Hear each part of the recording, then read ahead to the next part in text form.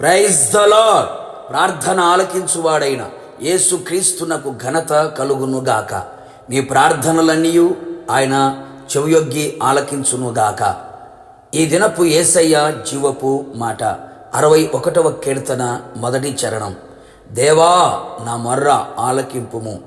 యేసయ్య నామములో ప్రతి స్థలములో ప్రార్థించుచున్న పరదేశులారా, యాత్రికులారా, మనము ప్రేమించి సేవించుచున్న యేసయ్య మన ప్రార్థన ఆలకించే దేవుడై ఉన్నాడు.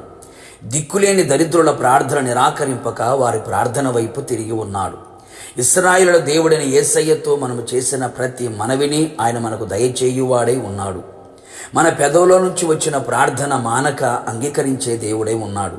నాకు మొర్రపెట్టుము, నీకు ఉత్తరం ఇచ్చేదను అని సెలవిచ్చిన దేవుడు. ఇలాంటి గొప్ప దేవుణ్ణి మనము కలిగి ఉన్నందుకు మనము ధన్యులము. యేసయ్యకే మహిమ కలుగునుగాక.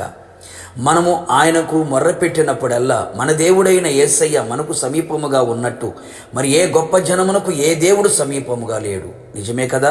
ఆయన మన ప్రార్థన ఆలకించే దేవుడు. అందుకే సర్వ శరీరులు ఆయన యొద్దకు వచ్చుచున్నారు. కన్నులుండి మన ప్రార్థనలు ఆయన చూచును, చెవులుండి మన ప్రార్థనలు ఆయన వినును, చెవియొగ్గును, కరములు చాచి కార్యములు చేయును, నడిచి మన యొద్దకు వచ్చి మన ప్రార్థనకు జవాబును అనుగ్రహించి అద్భుతములు చేయును. దేవా నా మొర్ర ఆలకింపుము అని భక్తుడు విజ్ఞాపన చేయుచున్నాడు. ఆయనకు నేను మొర్రపెట్టి తిని, అప్పుడే నా నోట శ్రేష్టమైన కీర్తన ఉండెను. నా హృదయంలో నేను పాపమును లక్ష్యము చేసిన ఎడల ప్రభు నా మనవి వినకపోవును. నిశ్చయముగా దేవుడు నా మనవి అంగీకరించి ఉన్నాడు. ఆయన నా విజ్ఞాపన ఆలకించి ఉన్నాడు. దేవుడు నా ప్రార్థన తుడిసివేయలేదు, నా యొద్ద తన కృపను తొలగింపలేదు. అవును ప్రియులారా, పాపుల మనవి ఆయన ఆలకించడు గనుక మనము మన పాపములను క్రీస్తు రక్తము చేత కడుగుకొని ప్రార్థించదము. పవిత్రమైన చేతులెత్తి, పవిత్రమైన పెదవులతో, పవిత్రమైన హృదయముతో మనము ఆయన సన్నిధిలో మొర్రపెట్టిన ఎడల నిశ్చయముగా ఆయన మన ప్రార్థన ఆలకించును. మన పాపములు మన మొర్ర ఆయన ఆలకించకుండునట్లుగా అడ్డుగా ఉండకూడదు. విశ్వాసముతో మొర్రపెట్టెదము, కన్నీళ్లతో ఆయన పాద సన్నిధిలో మరలెడదము. వారు ఏడ్చుచూ వచ్చెదరు, వారు నన్ను ప్రార్థించుచూ ఉండగా నేను వారిని నడిపించెదను.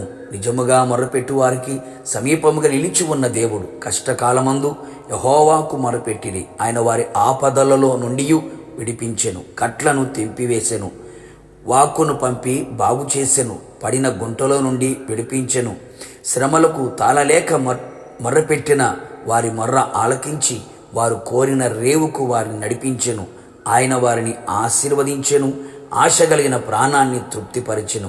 కావున నా దేవుని ప్రియులారా, యేసయ్య పాద సన్నిధిలో నిలిచి ఆయన పాదపీఠముగా మారెదము, ఆయనకే మొరపెట్టెదము. నిశ్చయముగా నీ మొర్ర ఆయన ఆలకించునుగాక. నిన్ను అన్ని విషయములలో జయమిచ్చునుగాక, ఆశీర్వదించునుగాక, ఘనపరచునుగాక, దీర్ఘాయువుతో తృప్తిపరచునుగాక, ఆయన రాకడకు సిద్ధపరచునుగాక. ప్రార్థన.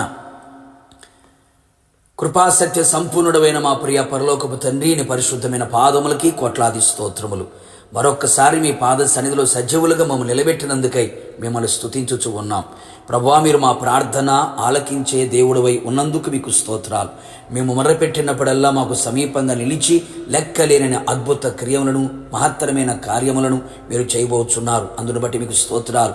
పవిత్రమైన చేతులెత్తి, పవిత్రమైన హృదయముతో, పవిత్రమైన పెదవులతో మీ సన్నిధిలో మీ రక్తముతో కడగబడి, అలాగే తండ్రి మీ వాక్యముతో శుద్ధి చేయబడి, మీ ఆత్మచో పరిశుద్ధపరచబడి, పవిత్రతతో మేము ప్రార్థించున్నట్లుగా మీరు కృప దయచేయమని ప్రార్థిస్తున్నాం. నిశ్చయముగా మేము చేసిన మొర్ర మీరు ఆలకించి అంగీకరించి ఆశ్చర్యమైన కార్యములు మీరు జరిగించుచున్నందుకు నిండు మనస్సుతో మీకు కృతజ్ఞతాస్తుతులు చెల్లించుచు మా మొర్రకు మీరు ఉత్తరం ఇచ్చినందుకు మరొకసారి మీకు స్తుతి చెల్లిస్తూ యేసు నామములో అడిగి పొందుకొని ఉన్నాము తండ్రి, ఆమేన్.